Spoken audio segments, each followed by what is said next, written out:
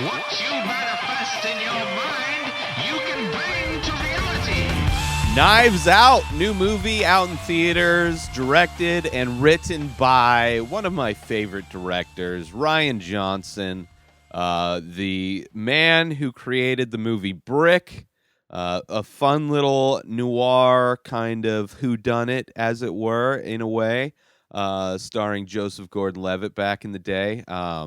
Just well directed, well written. I'm talking about Brick. I'm also talking about Knives Out. Knives Out was amazing. Knives Out is amazing.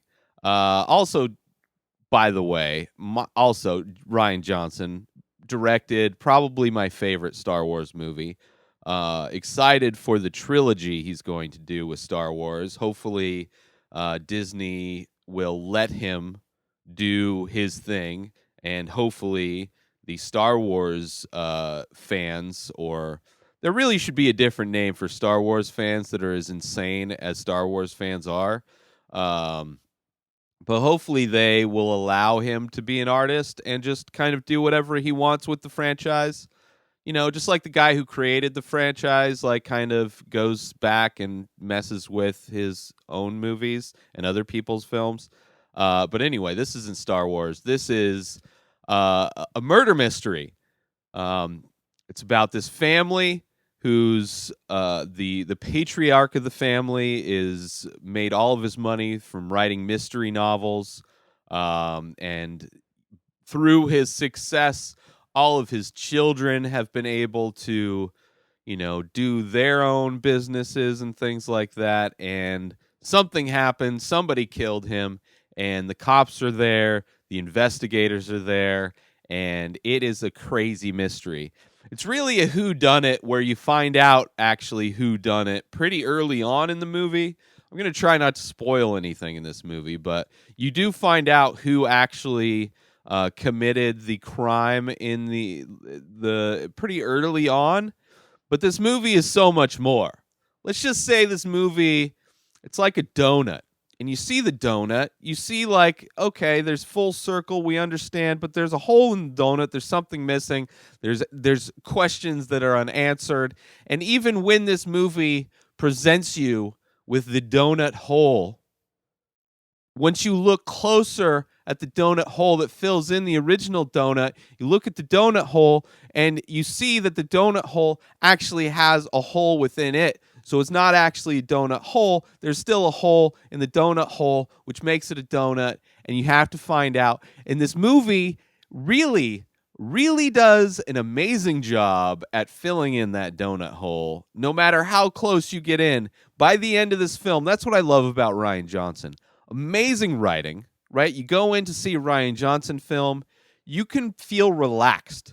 You can feel relaxed knowing that it's not going to be boring, like the Murder on the Orient Express, which is a whodunit also. Probably one of the most boring movies I've seen. Very difficult to stay awake during that movie. The ending of that movie was just horrible. Just the weakest kind of like cop out. And I know that is a remake of a remake of a remake. So at some point, somebody really enjoyed the ending of the Orient Express. Let me spoil that movie for you. Everybody did it in that movie. Where this movie, you don't know what happened. You don't know who did what. Like, so much of this movie, it sets you up to, like, when you find out who done it, you're like, well, but there's still a lot of unanswered questions. Like, one of the big unanswered questions that this movie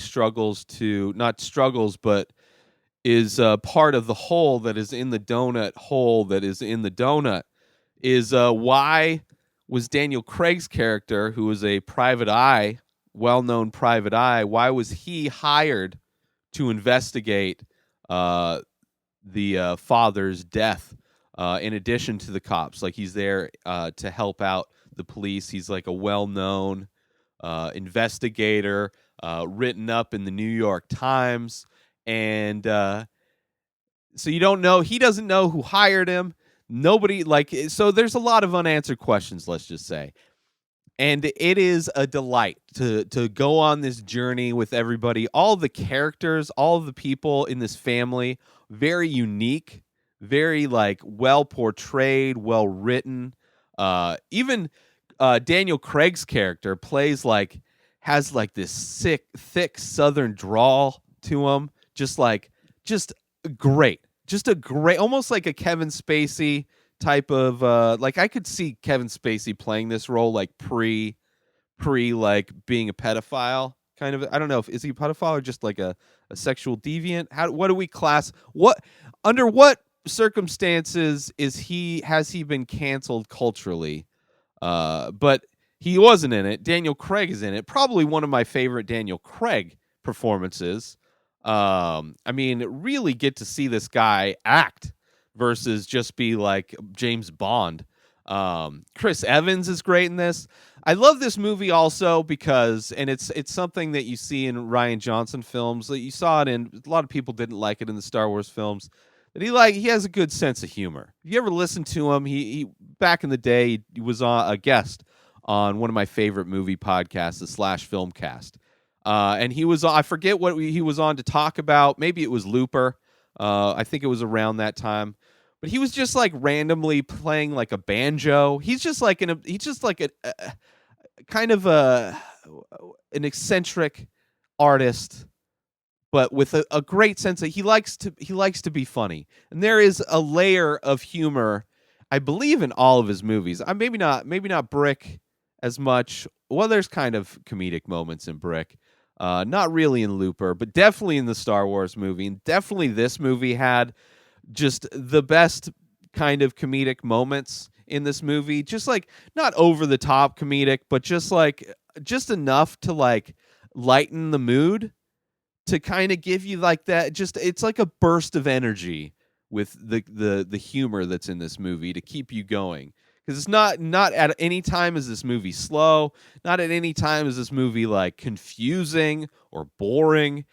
But there are so many like twists and turns that the humor in this movie really helps get you that little extra boost to kind of hug those turns and go down in the straightaway a little bit better. It's just, I really enjoyed it. I really enjoyed this movie. It is probably one of my top movies of the year. I can't say that it's my favorite. There's been some pretty big bangers this year. Joker is amazing. Once Upon a Time in Hollywood is amazing. But this one, top to bottom, the writing, the directing, the story, like the complexity of the story, the originality of the story, just so good. Just so good. I love this movie so much. I was so happy. Like, I literally had a giant smile on my face through so much of this movie because I was just having the greatest time in the theater watching the story unfold. Like, just me and the rest of the people in this movie theater are like we're eagerly anticipating the answers to the hole that is in the donut hole that is supposed to be covering the hole in the donut. There's still a hole in the donut hole that needs to be uncovered, and this movie does an amazing job at covering all of the holes, which is good. It's so good. And there's there's super tense moments where like people who are who think they're involved or know they're involved are like trying to cover things up. You see people clearly trying to, like, everything. It seems like everything paid off. Like little moments where like this word was said, that means something back around towards the end. Like there's a scene where God, what's her name? She's amazing. She's amazing. Jamie Lee Curtis. There's a scene where she like just, it's like a throwaway line where she's like, "Oh, I have a special way of a secret way of communicating with my father." Right? Everybody has their kind of, because he's a tough man to get close to, you know, and she had her secret way. And that line pays off later on in the movie. Towards the end, like, you think this movie is done, you think everything's wrapped up, and yet still, like, he's still tying up loose ends towards the end of the film. I love this movie so much. Knives Out, Rian Johnson, just such a cool movie. I can't wait to see.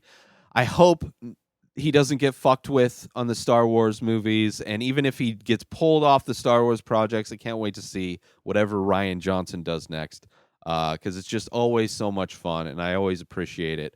And I hope everybody goes out to see it. It's a great movie, really fun movie. Go see it with the family. Go see it by yourself. Go see it on a date. There's no wrong reason to go see this movie, and it's fun to see it in the theater because you're gonna be on the same page with everybody in the theater, trying to figure out what's going on and enjoying the comedic moments.